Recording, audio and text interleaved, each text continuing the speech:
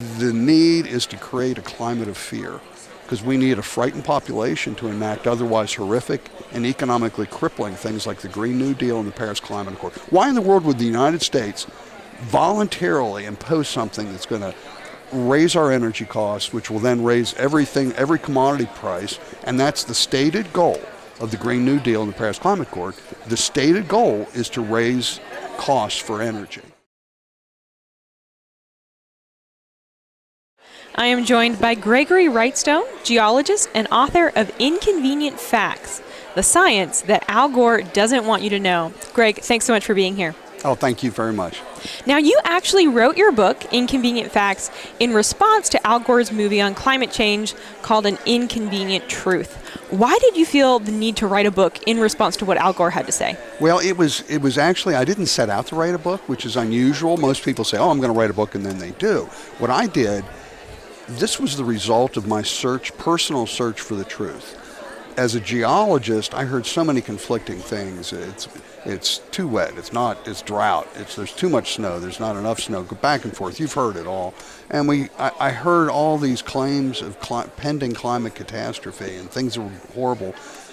And I went back in, I said, I'm going to find out for myself. So this was a personal search for the truth. I went back and looked at the base data, finding out what's going to happen. And frankly, I was shocked when I got in there and actually enraged by what I found. And I found that in many cases, what we're being told by the media and the UN in many cases is just not so. And the science, the facts, and the data contradict so much of what we hear in the media about climate change. And make no mistake, I agree we're in a warming trend. Yes, we are.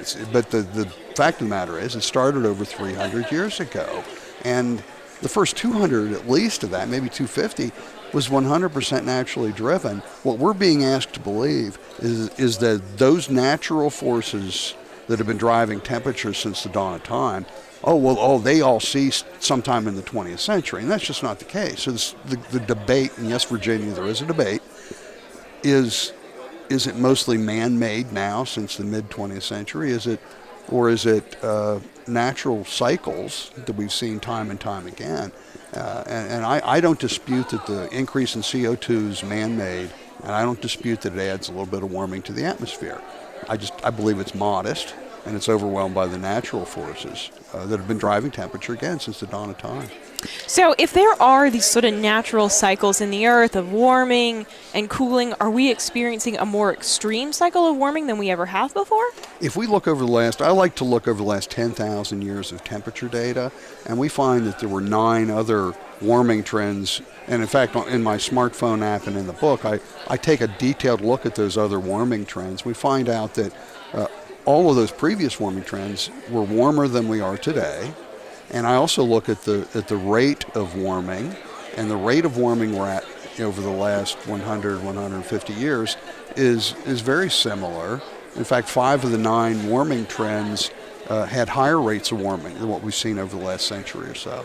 So we're being told that, but again, it's not backed up by the science. So if it's not CO2 causing all of the warming, then what is causing it? Yeah, that's a good question. There are so many forces that drive temperature. Big forces like they're called Milankovitch cycles. They're things like the wobble of the Earth, the eccentricity of the Earth's orbit. Those drive the really big ice ages. It's probably solar, the amount of solar we see. And we're entering in what's called the grand solar minimum now, with predictions of actually we might have 30 to 50 years of possibly extreme cooling. If you're going to ask me what's going to happen, I'm going to be honest and tell you I don't know. I don't think it's going to be anything that we can do as man to influence that to any great degree. But I will tell you, again, looking at the past 4,000 or 5,000 years of human history, there's a strong correlation between the rise and fall of temperature and the rise and fall of civilizations. And it's just opposite of what we're being told. The warming trends in the past always correlated with bountiful harvests, lots of food, great empires and civilizations rose up. You wouldn't have to worry about grubbing for your next meal, how you're going to feed your family tomorrow in the warming trends. So people had time to think, to tinker, to dream, to invent. And it was the intervening cold periods that were horrific. The most recent one was called the Little Ice Age. Half the population of Iceland perished. It's thought, one of my favorite researchers thinks that 1/3 of the entire Earth's population perished during the last cool period. So it's the cold that's horrific. Again, just opposite. We're being told, aren't we, that, oh my God, we can't let it get a degree and a half warmer, we're going to have famine. But that's not been the case historically, not at all. So what I see is that the Earth is thriving, prospering, and greening, in fact, due to modest warming and increased CO2 that's driving the food production. And NASA says part of this is the Earth is what they call greening. Up to 50% of the Earth is greening, or vegetation increasing. Less than 4%, according to NASA, is browning, or loss of vegetation. That's a good thing. That's a huge, huge, huge good thing. We're growing more crops, and growing seasons are lengthening, so you can get more seasons, more staples. Killing frosts arrive earlier, end later in the spring, arrive later in the, end earlier in the spring and arrive later in the fall. All those things are good. So Earth and humanity are prospering from what we're seeing. Just opposite. Aren't we being told of all these horrific consequences? And if you look at them, these are predictions or speculation about what might happen 50 or 80 years in the future based on failed climate models, where actually I live in the real world. I look at what's actually happening today, and we see by almost every metric, both the Earth's ecosystems and humanity is prospering. Wow. You don't hear people talking about that. And it's not even close. Tell me what's getting worse. If you look at the actual facts of drought, of fire, did you know in California the number of fires in California has declined almost 50% in the last 30 years? You would never know. The area burned has increased, but that's a forest management problem. They blow these things up, and the need is to create a climate of fear, because we need a frightened population to enact otherwise horrific and economically crippling things like the Green New Deal and the Paris Climate Accord. Why in the world would the United States voluntarily impose something that's going to raise our energy costs, which will then raise every commodity price? And that's the stated goal of the Green New Deal and the Paris Climate Accord. The stated goal is to raise costs for energy. In order, because they want to force you away from fossil fuels over to wind and solar, and it's not. One of the interesting aspects you don't hear about is also if the United States was to avert or get rid of 100% of its carbon dioxide emissions, and this is according to the EPA's own calculations, we would only avert 0.04 of a degree centigrade by the year 2050. 0.04 of a degree. How many jobs lost is that worth? I'll tell you how many. Zero. 0.04 of a degree centigrade. And I was in a debate back in November with a professor from Penn State, and I stated that, and he said, "Oh well, yeah, but everyone in the world needs to get together and get behind this, and then we can really save the Earth from this." Well, do you think China and India are going to decrease their coal-fired electricity generation? No way. If you look at what they're doing, they're mining more coal and creating more and more coal-fired electricity that are completely supplanting anything we can do here in the United States. And even if we did, it wouldn't matter to any measurable degree what the Earth's temperature is. Interesting. So you mentioned wildfires, and that global warming has nothing to do with wildfires, that has to do with forest management. Another talking point, though, that we hear a lot is hurricanes, that we're seeing larger, more devastating hurricanes because of global warming. What do you say to that? Yeah. The Intergovernmental Panel on Climate Change agrees with me. And by the way, I've been accepted as an expert reviewer for the Intergovernmental Panel on Climate Change. The IPCC agrees that there's been no measurable increase in the number of hurricanes, but there might be a slight increase. NOAA's top hurricane expert is the guy by the name of Christopher Landsea. What a great name for a meteorologist, almost as good as a geologist with the last name of Wrightstone. But Christopher, he says that, and he's their top guy, he says that it might increase hurricane intensity by 1%. I don't think anybody in Katrina would know the difference between 234 miles an hour and 236 miles an hour. And according to him, it's the increase in intensity that he sees and predicts is below anything they can actually measure. So Wow. and we see that landfalling hurricanes in the United States have been in decline. And we see that if we look at the number of hurricanes and tropical systems, it's been pretty flat over the last 30 or so years. Rising sea levels is a common concern that we hear about. Are sea levels actually rising? And if so, do we need to be concerned? They are rising. They started rising in the early 1800s. Remember, we started warming in the late 1600s, coming out of we've got, thankfully, warming we saw coming out of the Little Ice Age. It didn't get warm enough, though, until the early 1800s for summer ice loss to exceed winter ice accumulation, which is what you need to have glaciers retreat. Glaciers retreating are what drives sea level rise.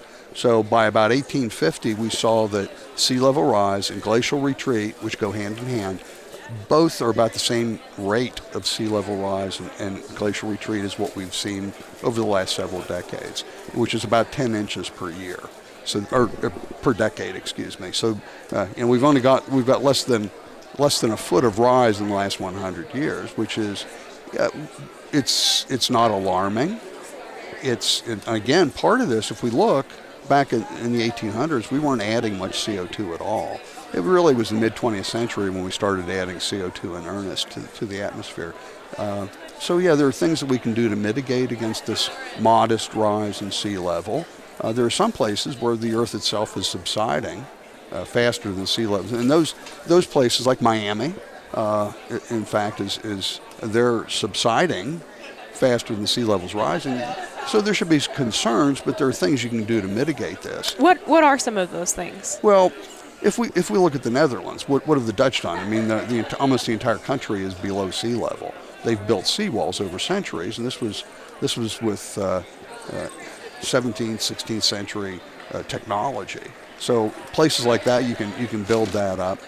What's interesting too, in 2005, the UN predicted that there'd be 50 million climate refugees by the year 2010. 2010 came and went. And in fact, they listed these most at-risk islands. They had a map showing, this is, and the Maldives this is island nations, was one of those. And I looked at, in the book, I cataloged population from 2005 to when my book was written.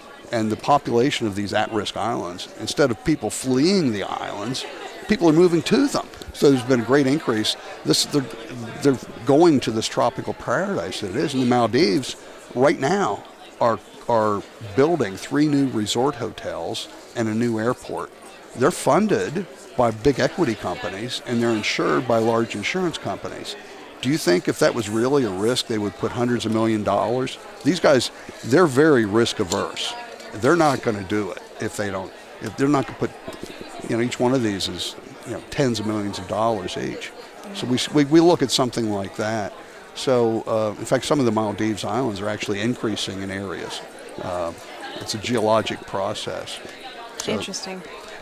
I tell you, one of the biggest hoaxes that I've exposed, the most recent one was this UN report that came out in November that predicted a huge rise in extinctions. You've probably heard of the 6th mass extinction that's looming. Greta Thunberg, every time she opens her mouth, she has something about extinctions. The UN reported that and predicted there'd be 1 million extinctions of species over the next several decades. Well, I just said, wait a minute. And I went back and I looked at the same data the UN looked at. The UN looked at it on a century-by-century basis going back to the year 1500. I took a look at it, and their chart showed skyrocketing extinctions. And they put 1 century cumulative on top of the other, so the chart looked horrible. I went back and looked at it on a decade-by-decade basis and found that actually extinctions peaked in the late 1800s.